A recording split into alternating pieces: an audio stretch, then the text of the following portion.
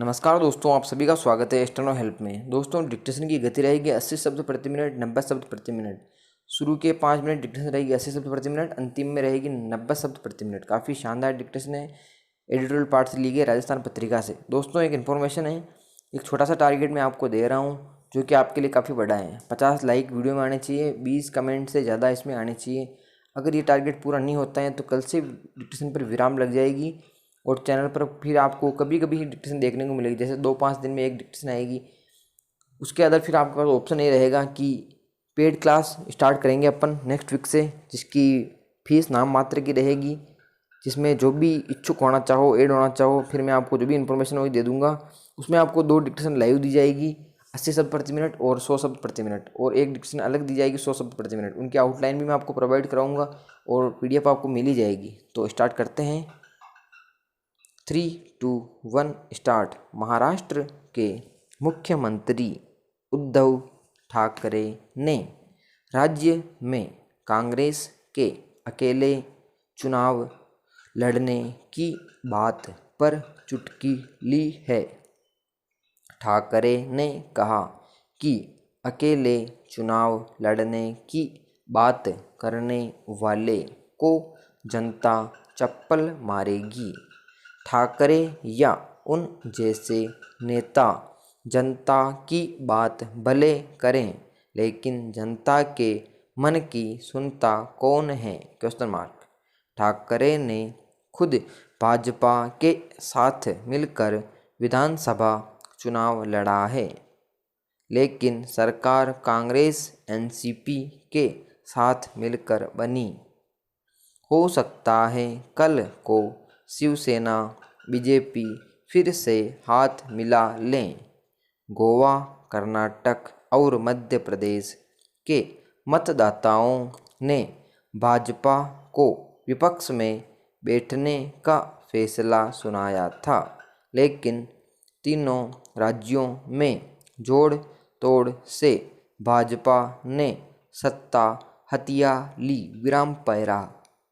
देश की राजनीति में ऐसे तमाम उदाहरण देखने को मिल जाएंगे जहां राजनीतिक दलों के लिए जनता की सोच के बजाय कुर्सी महत्वपूर्ण हो जाती है। यही कारण है कि अधिकांश राजनेताओं के लिए आज सिद्धांत और विचारधारा के कोई मायने रह ही नहीं गए। पश्चिम बंगाल में दल बदल का खेल धड़ल्ले से चल रहा है। उत्तर प्रदेश समेत 7 राज्यों में अगले साल विधानसभा चुनाव होने वाले हैं।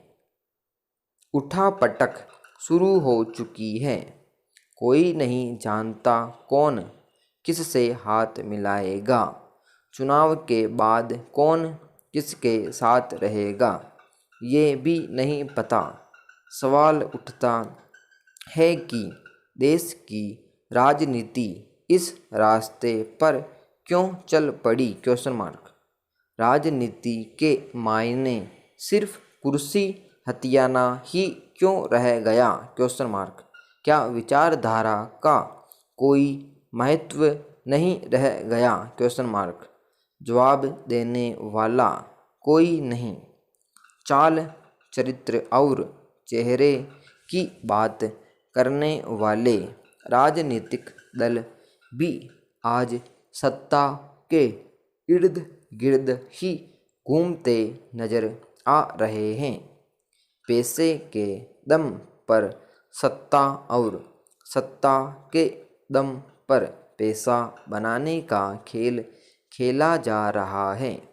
राजनीतिक दलों के चुनाव चिन्ह भले अलग है, लेकिन सत्ता पाने के रास्ते सबके एक से हैं। ऐसे में जनता के चप्पल मारने की बात बेमानी लगती है। राजनीति की त्रासदी यही बन गई है कि जनता के पास सिर्फ वोट है। जनता जिसे हराती है वह सत्ता हथिया लेता है और जिसे जिताती है वह देखता रह जाता है। विराम पैरा। आश्चर्य की बात तो ये है कि राजनीति में नैतिक मूल्यों की गिरावट पर अब कोई सवाल नहीं पूछता।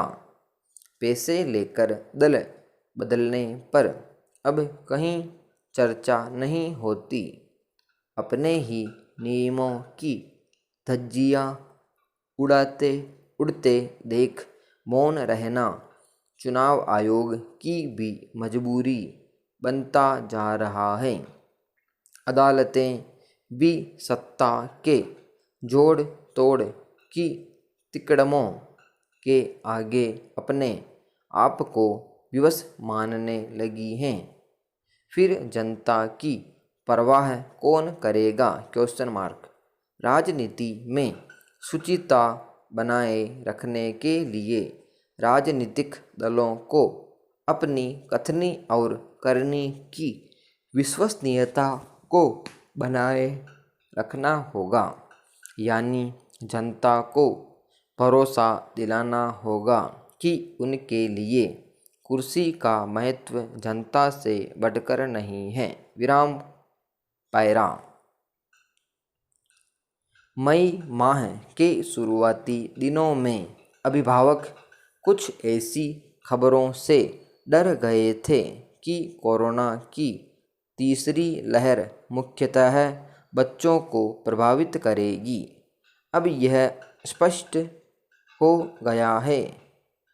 हो चुका है कि ये खबरें निराधार थी। यह देखा गया है कि बच्चों में भी संक्रमण दर वयस्कों के समान ही होती है। बस बच्चों में संक्रमण के बावजूद यह वायरस गंभीर रूप से बीमार नहीं कर पाता है।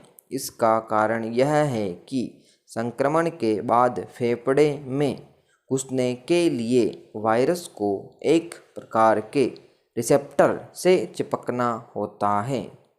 सौभाग्य से बच्चों के फेफड़ों में ऐसे रिसेप्टर पर्याप्त रूप से विकसित नहीं होते हैं। पहली और दूसरी लहर के दौरान यह अनुपात इतना ही रहा, बदला नहीं। नया डेल्टा वेरिएंट भी बच्चों के लिए अधिक खतरनाक नहीं है।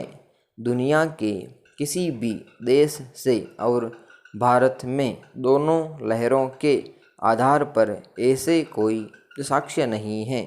कोविड-19 की तीसरी लहर हो या अगली कोई लहर, बच्चों के लिए अतिरिक्त खतरे जैसी कोई बात नहीं है। इसके बाद अभिभावक चिंता से मुक्त हुए हैं। विराम पैरा।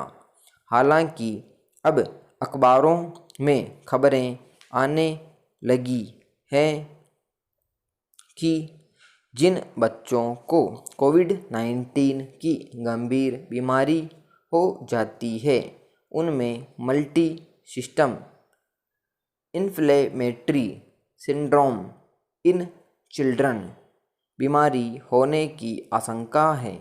माता पिता फिर चिंतित से हो गए हैं।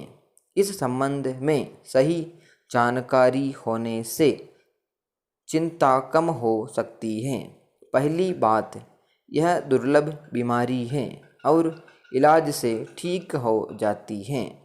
दूसरी बात, हर बच्चा इससे प्रभावित नहीं होता। केवल जिन बच्चों को गंभीर कोविड-19 बीमारी हुई हो उनको इसका कुछ खतरा है। इसलिए जिन अभिभावकों के बच्चे किसी भी तरह के कोरोना संक्रमण का शिकार हुए हैं उन्हें लक्षणों के बारे में सचेत रहना होगा। कोरोना के आरंभिक संक्रमण के 3 से 6 सप्ताह के भीतर इसके लक्षण पाए जा सकते हैं। बच्चे को तेज बुखार हो सकता है जो 3 दिन या उससे अधिक रहे। अगर बच्चे में इसके साथ ही उल्टी, दस्त, पेट दर्द की शिकायत हो, हाथ पैर में चकत्ते से हो गए हों और ग्रंथियों में सूजन हो तो बच्चे के माता पिता को चिकित्सकीय परामर्श लेना चाहिए। यह MIS-C हो सकता है। अगर लक्षणों की पहचान जल्दी हो जाए तो इसका इलाज हो सकता है। विराम पैरा महामारी के दौर में बहुत सी भ्रामक जानकारियों की भरमार है। विराम ऐसे में सही और विश्वसनीय जानकारी ही आपको तनाव मुक्त रख महामारी से लड़ने में मदद कर सकती है। साथ ही मास्क पहनना, हाथ धोना और आपस में दूरी बना कर रखना जैसे कोविड उपयुक्त आचरण को अपनाएं। सार्वजनिक स्थलों पर या लोगों के बीच होने पर 5 वर्ष से अधिक आयु के बच्चों को मास्क पहनना चाहिए। कोविड-19 से बचने का एक ही मंत्र है, जानकारी और बचाव इलाज से बेहतर है। विराम समाप्त। दोस्तों ये थी 80 शब्द और 90 शब्द प्रति मिनट डिक्टेशन। काफ़ी शानदार डिक्टेशन है। कुछ 5 से 7 वर्ड इंग्लिश के आए हैं इसमें, तो आप थोड़ा बहुत एडजस्ट करके उनको बनाएं और अगर नहीं बनते हैं तो दूसरी बार वापस उनका अभ्यास करके फिर डिक्टेशन लें, तो काफ़ी अच्छे तरीके से डिक्टेशन लिखी जाएगी। इसकी PDF आपको टेलीग्राम ग्रुप प्लस डिस्क्रिप्शन में मैं इसकी लिंक दे दूँगा, वहाँ जाके आप इसकी PDF प्राप्त कर सकते हो। तो मिलते हैं नेक्स्ट वीडियो में। जय हिंद।